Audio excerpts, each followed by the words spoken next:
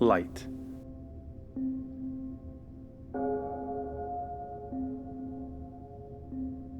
The dictionary defines light, first, as simply something that makes vision possible. It goes on to describe it as a sensation, the stimulation of our visual receptors.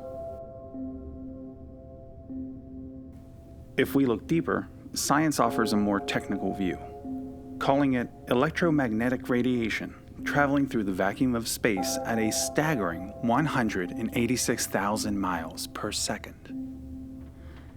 It sounds so fast, so literal. It is the cold, scientific truth of the world we see. But we have to ask ourselves, beyond the speed and the receptors, what does light truly represent? It is more than a measurement. It is the first evidence of grace.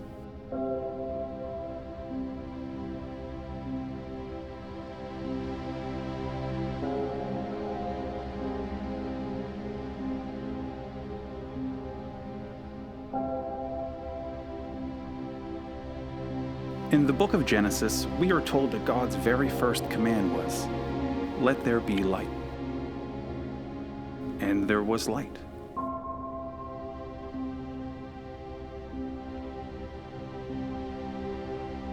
The story continues, telling us that God saw how good the light was. He separated it from the shadows, naming the light day and the darkness night.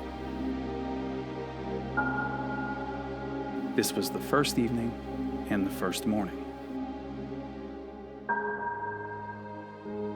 Light was the very first gift from our Creator.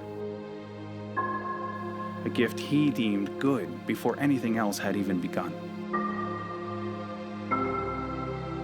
It is through this lens that we find its true meaning. We are a people of the light. And from that first divine spark came all the majesty of life.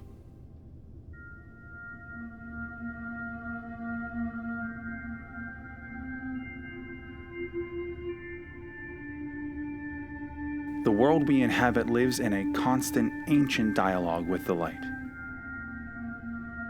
We know that the sun brings warmth, and from that warmth, life begins to reach upward.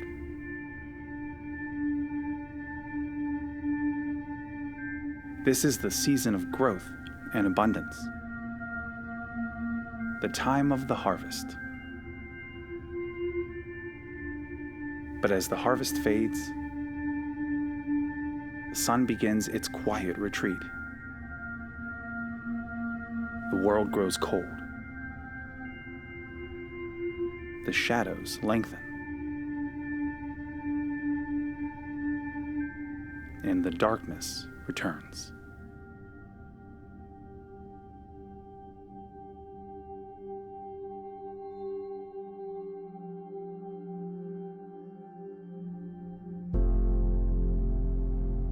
It is in this stillness life slows down. It can feel small, difficult, and even a little frightening.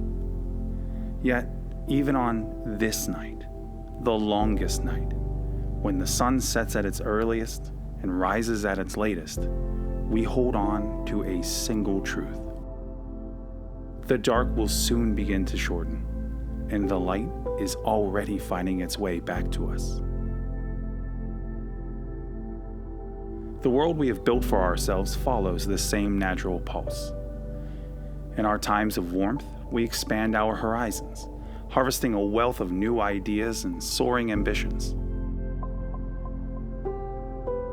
But just like the seasons, our society faces its own winters, periods of darkness marked by conflict, scarcity,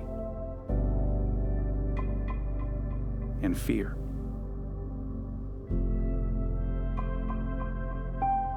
For Zechariah and Elizabeth, the darkness wasn't just the season of the year. It was a season of a lifetime. They lived under the heavy, quiet weight of unfulfilled hope. When the angel Gabriel finally appeared and told Zechariah that his wife Elizabeth would soon be with child, the message was almost too much to believe. Because he doubted, Zechariah was pulled into a literal silence, rendered unable to speak for 9 long months. When Zechariah was held in silence, Elizabeth and Mary became the keepers of the light. They stood at the edge of a new dawn, protecting a flicker of hope even when the world around them remained cold, skeptical, and harsh. They didn't wait for the world to become ready. They simply prepared a place for the dawn to dwell. Luke's story reminds us that even in the deepest silence, there is movement. We see this truth etched into the very frost of the earth. In the coldest, most remote corners of our world, life does not simply disappear. It survives the long chill because it carries the memory of the sun.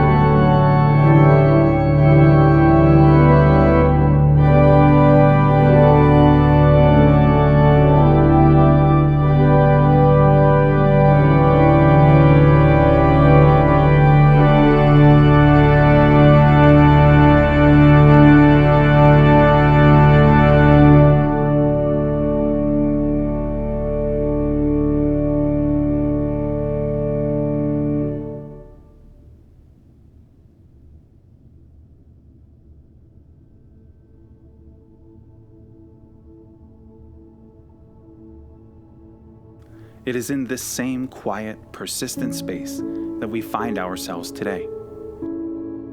We see the shadows lengthen for those among us who are told they do not belong, for the traveler seeking a home, or for the neighbor whose voice is pushed to the margins because of the color of their skin or the language of their heart. Like the Roman era, our modern landscape can feel like a long night of uncertainty. It is a time when many feel rendered silent by systems that seem too large to move. But the story of the longest night reminds us that silence is not absence. We are called to hold the light for one another, trusting that no matter how heavy the systemic chill becomes, the dawn of justice and warmth is an inevitability we have seen before. We have even learned to use light for love.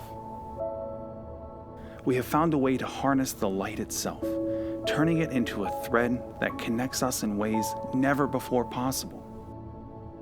Light doesn't just reveal the holes and cracks in our world, it provides the very path to cross them. It allows our gifts and talents to travel from one side of the globe to the other. Distance is no longer a barrier to harmony.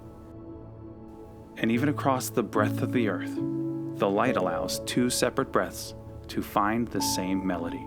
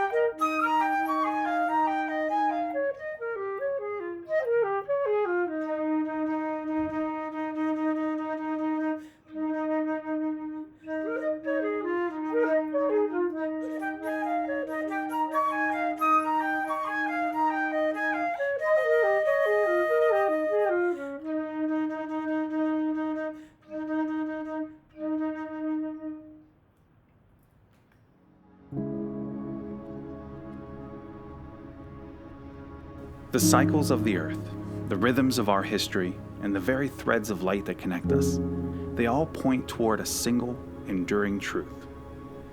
Darkness is real. It is cold. It is heavy, and it can feel like it will never end. But we are a people who have seen the light return. For us, the light is more than a natural phenomenon. It is a promise kept. It is the assurance that no matter how deep the night, the Creator has not forgotten us. Into our cold and into our deepest shadows comes the one who was promised, the one who is the source of all warmth and the end of all fear.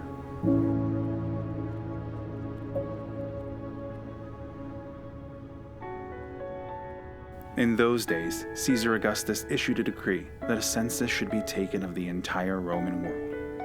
So Joseph also went up from the town of Nazareth in Galilee to Judea, to Bethlehem, the town of David. He went there to register with Mary, who was pledged to be married to him and was expecting a child. While they were there, the time came for the baby to be born, and she gave birth to her firstborn, a son. She wrapped him in cloths and placed him in a manger, because there was no guest room available for them. The wait was over. The dawn had arrived.